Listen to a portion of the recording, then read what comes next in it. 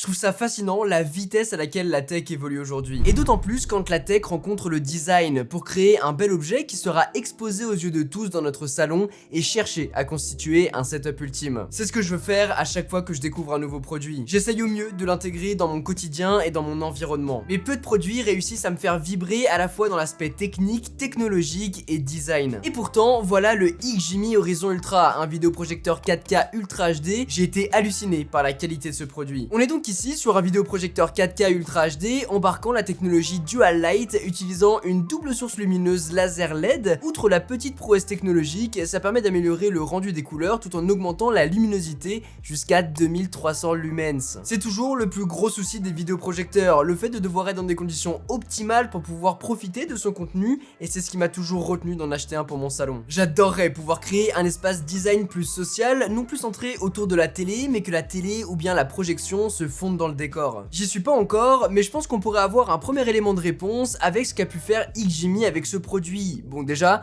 la qualité esthétique est top. Il est compact avec des finitions en simili-cuir de tous les côtés, c'est du plus bel effet, surtout dans ce coloris champagne gold, il est vraiment beau. Sur la face avant, on a ce capot en tissu qui vient slider pour laisser apparaître l'optique, les capteurs et les protéger bien sûr quand vous l'éteignez. C'est le tout premier modèle longue focale compatible Dolby Vision, un format HDR propriétaire des laboratoires Dolby. C'est pour moi une référence en termes de colorimétrie. Si vous voyez ce logo à côté d'un contenu ou bien dans un cinéma avec des salles compatibles Dolby, vous savez que vous allez passer un bon moment dans les meilleures conditions. C'est pour moi un vrai gage de qualité et je dois dire que j'ai pas été déçu. Le piqué de l'image est impressionnant, sachant que je suis sur un mur blanc et non une toile, et les couleurs sont dingues, vraiment je suis choqué. J'ai jamais vu ça sur une image projetée, on a des couleurs vives, contrastées, détaillées. Bon, le fait que j'essaie de tourner dans les meilleures conditions pour que vous puissiez voir le décor et l'image, c'est vrai que c'est un peu contraignant avec l'éclairage pour que vous ayez le meilleur rendu. Mais le fait qu'il soit compatible Dolby Vision fait grandement partie de la qualité de ce vidéoprojecteur, il manque plus que le Dolby Atmos pour que ce soit parfait. Différents modes de couleurs sont dispo, de mon côté je suis parti sur un mode personnalisé avec la précision des couleurs élevées et du Dolby Atmos Bright si comme ici vous évoluez dans un environnement lumineux. D'ailleurs si vous lancez un film ou une série compatible Dolby Vision, il vous basculera automatiquement dans le mode le plus optimisé. La luminosité peut elle aussi être ajustée et joue un rôle crucial dans la qualité du rendu final.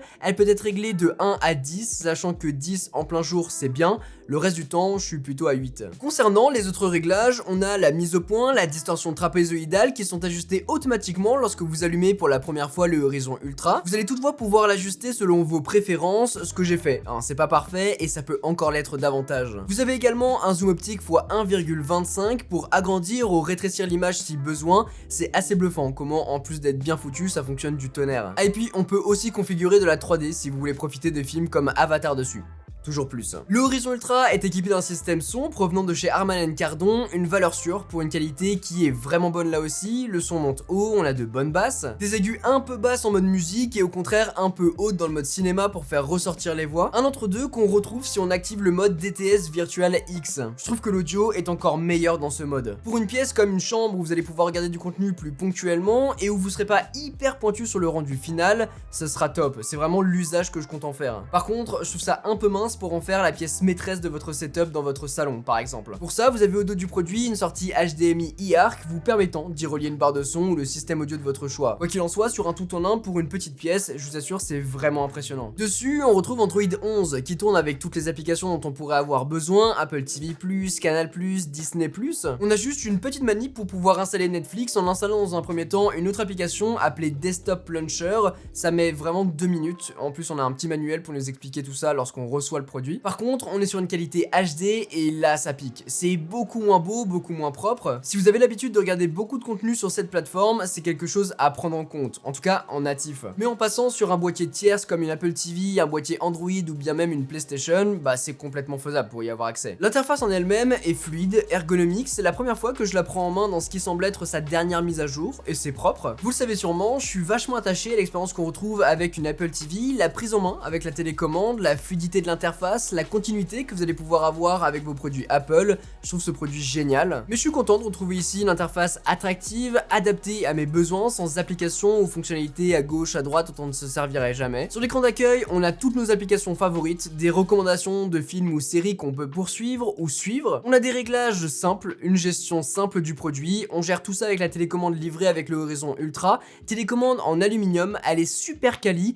un truc tout con mais on a un tiroir pour mettre les piles. C'est dommage, on a a des piles, mais regardez ça, c'est tout bête, mais j'adore. On a également un bouton tout en dessous pour faire la mise au point du produit. Finalement, en jeu, on peut activer le mode boost qui ajuste le rafraîchissement à 18,5 millisecondes, mais la correction de la distorsion trapézoïdale est temporairement indisponible. Ce sera du coup pas le meilleur rendu, ni le plus fluide, mais ça ne vous empêchera pas de jouer dessus. C'est pas le produit le plus adapté, mais ça reste très correct. Pour le reste, si vous passez devant l'image, une protection s'active mettant la projection en veille. Il est silencieux, ne chauffe pas tellement, même après plusieurs heures de visionnage. C'est sur le dessous qu'il retrouvera le système de ventilation, le pas de vis pour l'accrocher ou le mettre sur un trépied. Au dos, on retrouve toutes les connectiques, les ports HDMI, USB 2, une sortie mini jack, sortie optique et un port Ethernet. Et bien sûr, même en plein jour, vous pourrez profiter de vos contenus. Je vous cache pas que l'expérience sera quand même bien moins bonne que si vous fermez toutes les lumières, fermez les volets, etc.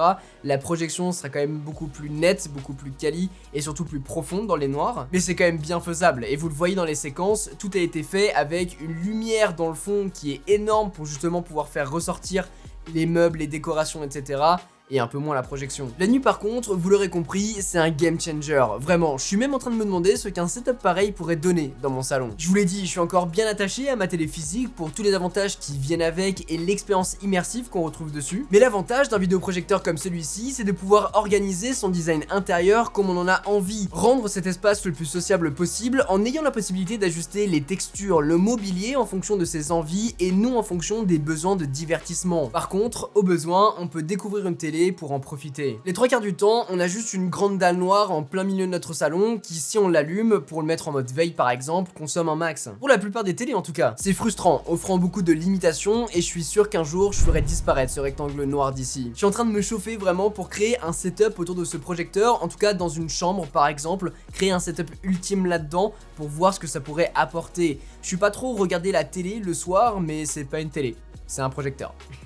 Petit point à noter et moins sympa, le câble fourni dans la boîte est vachement court. Étant un projecteur plutôt destiné à être accroché en hauteur, en fond de salle, je trouve le choix vraiment étrange. Dans ce scénario là par exemple, j'ai dû mettre le bloc un peu plus en hauteur pour que le câble ne pendouille pas et ne fasse pas pencher le vidéoprojecteur. Donc c'est quelque chose à prendre en compte, sauf si vous avez une prise sur le plafond directement. Et là c'est pas mal. En tout cas pour mon usage et pour ce futur setup, faudra sûrement que j'en prenne un plus long. Il faudra compter 1899 € pour ce XGIMI Horizon Ultra, ça représente un beau budget, mais à mon avis, il coche beaucoup de cases de ce qu'on peut attendre d'un bon vidéoprojecteur. Si bien sûr il vous intéresse, je vous laisserai tous les liens dont vous aurez besoin directement dans la description et dites-moi en commentaire ce que vous pensez de l'idée de créer un setup autour de tout ça. Sur ce, c'était Quentin, passez tous une très bonne journée.